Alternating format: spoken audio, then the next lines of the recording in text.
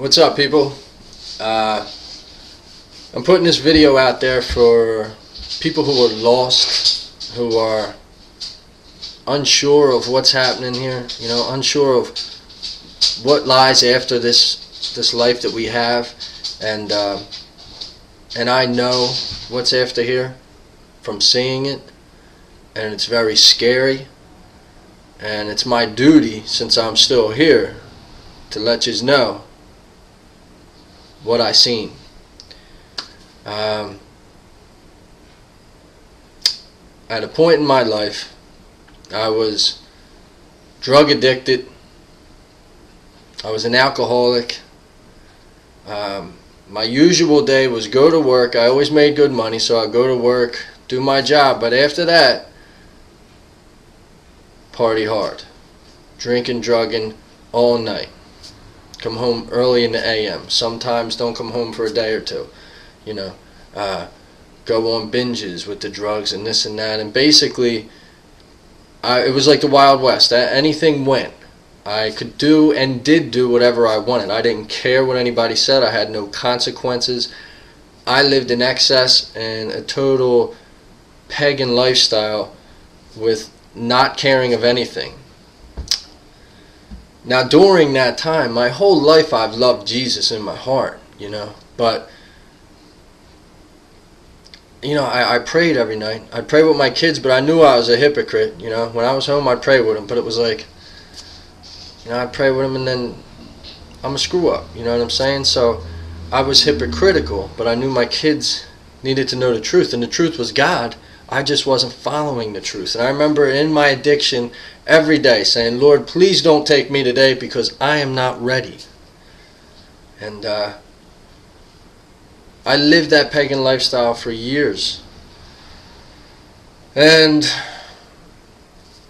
one time I was on meth and I was up for 5 days, and I mean 5 days up. No closing of the eyes, none of that, just a blink. You weren't sleeping, you were up.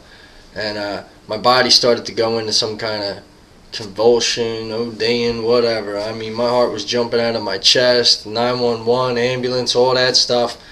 And I thought I was dying. And, I said goodbye to my children, because I didn't think I was going to see them again, honestly.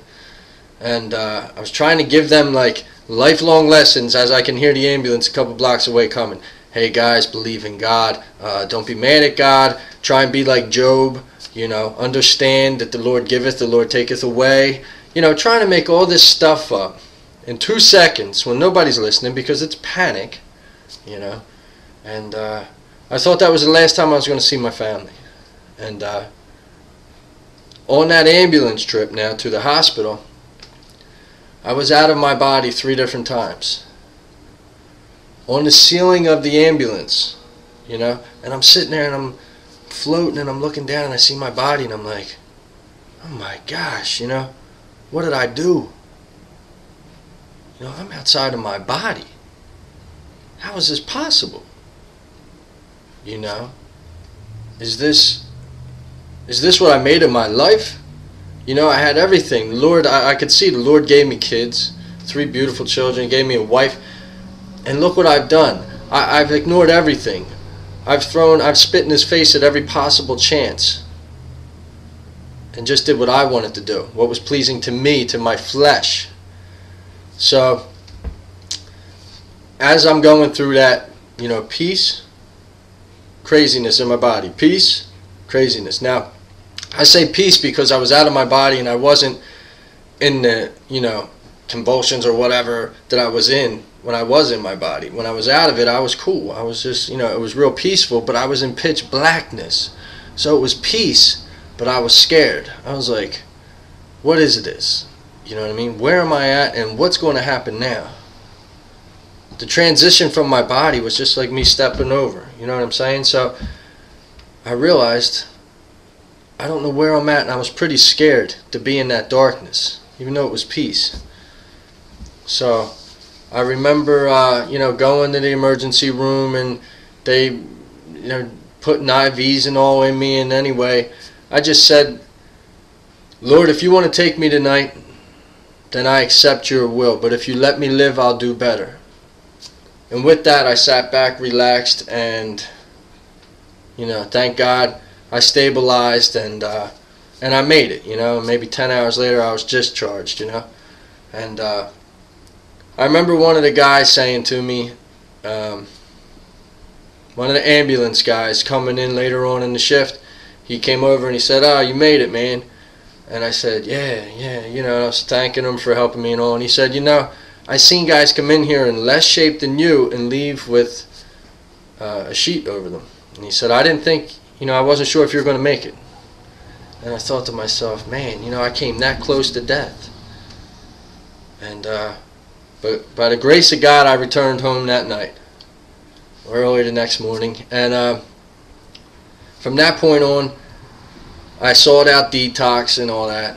And within a couple of days, I was in a detox and trying to do my thing and get sober. So when I get done with that stuff, that program, I come home, I, you know, feel myself out, get used to myself a little bit, and I go back to work. Now when I go back to work, first day I'm back to work, a guy's chopping out some heroin. So it's like, I go to step towards him, you know, because I see the heroin. My mind's telling me, go get a bump, you know, but it's like, wait, I can't do that. You know, I got to live a sober life now. So for 6 months, I tried to live sober, and I did live sober. I didn't drink. You know, I was still smoking cigarettes and stuff, but no weed, no no beer, you know, no alcohol, no drugs. So, and even during that time, you know, I couldn't leave the job. You know, I had a prayer book with me, and I would, you know, there'd be times I just pull the prayer book out and start praying to God or reading a page or two because I needed help. You know, I wanted to go to the bar or this or that. I couldn't drive around town because every street in that town I had partied on or done something on that would trigger me. And I was worried I might fall into drinking again. So for 6 months I chased God. Now, I didn't do it right because I didn't know how to get to God. I didn't know how to approach God or how to come to God. I would go to church at break time or lunchtime, sit in church, pray. But you know, at the same time I was looking into other things like the occult. I was looking into astral travel, psychics, mediums. I was looking into past lives. I had even attended some big hotel or something, one of these famous psychic mediums. You know, there's maybe been 100 people there, and you pay $100 and go see them. And it was like, I was trying with all my might to seek out the truth, but I was, you know, trying to come to Christ and also bringing in the occult, which, you know, isn't going to weigh out. You can't be with Jesus if you're with the occult. So I was confused, and I really did not know how to seek him out. Now, after 6 months of sobriety, I started to get weak and irritated, and because it was so hard for me every single day to get home, you know, to get my butt in that house without pulling out of my driveway and going and get something to drink. You know, it was such a tough struggle. And looking back, it was amazingly tough. But I started to get irritated, and, you know, I said to my wife, 6 months today. She said, 6 months for what? And I said, 6 months I've been sober. She's like, oh, that's good. I thought, that's good. You know, now being an adult, I'm supposed to do stuff for myself. But at that point, I had struggled through so much every day. I want to, you know, I want a huge party or something, right? You know, run a parade down the street or something. Let's break out a celebration. You know, this is 6 months, man. Every day. Some of my days feel like they're 100 years from all this, you know. So with that, I was like, you know what? Okay, or that's good, good. You know, I'll show you good, you know. So my whole mindset changed right there. And not that it's her fault, but, you know, I was probably looking for a reason to do that because I was already irritated. So all of a sudden I go back, and I go back to drinking, and then I go back to drugging. And what they say is true. When you go back harder each time. And that was definitely holding true in this instance.